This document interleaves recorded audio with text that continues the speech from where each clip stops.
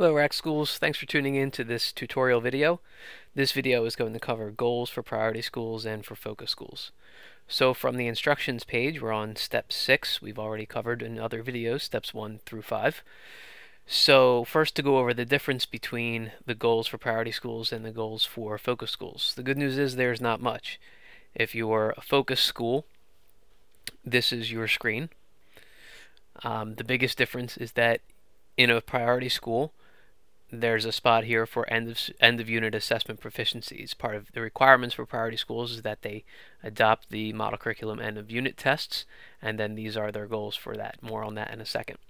If you're a focus school, you don't have those goals. You don't have those end of unit assessment targets. What you have instead is a spot to input any other additional school specific goals that will be measured every 6 to 8 weeks. Now for some focus schools that is the end of unit assessment. For some it's your own benchmarks, and for still others it could be something else. So that's the real big difference between the goals for focus schools and the goals for priority schools. So I'm going to go over the goals for priority schools, but if you're a focus school, 90% of the rest of this is applicable to you too.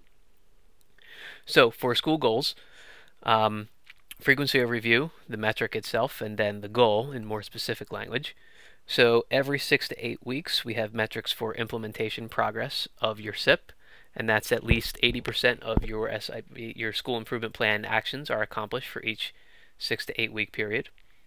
At least 92% school-wide attendance for students and teachers, and less than 5 targeted subgroup students chronically absent. For discipline, fewer than 5% of students are suspended, and for your EOU assessment proficiencies, at least 95% participation of students in the end of unit assessment, and at least 70% demonstrate proficiency on each SLO on the standards aligned end of unit assessments. So when you get your report breakdowns by student learning objectives, 70% on each SLO is the target for all of your students. Twice during the year, you're asked to do a survey or a focus group response set. 95% of teachers and students should participate. 25% of parents should participate. And at least 80% of survey respondents should say that the school meets expectations. Those are your targets for climate and culture. So annually, okay, so the NJ, Ask, and HESPA proficiency. These yellow boxes mean that there's going to be something you need to input here. You can see I've already done that. These will be X's on your SIP document until you input it yourself. So how did I find it out? Well, over here it says click on the link provided, and when prompted, enter your user ID given to you here and your password. So we're going to do that. And remember, these goals will be unique for each school.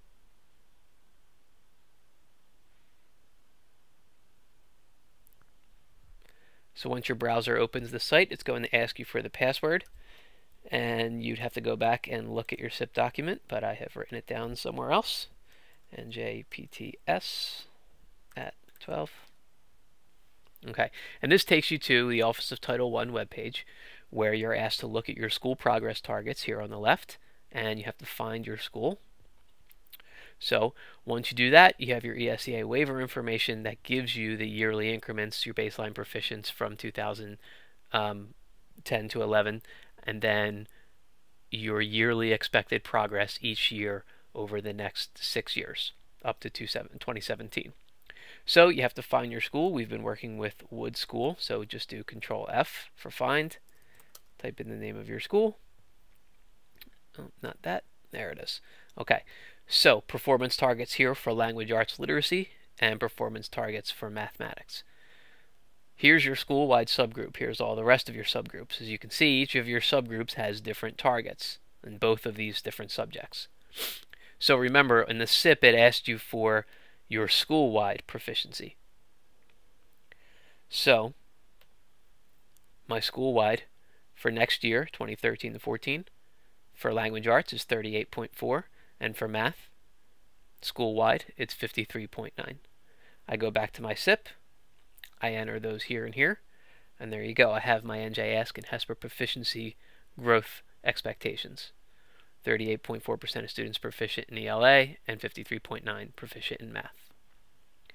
And then the rest for Ask growth by school-wide student growth percentile for 2 out of the next 3 years, at least 35 on median SGP. And then for high school graduation rate, at least 75% high school graduation rate for each cohort year.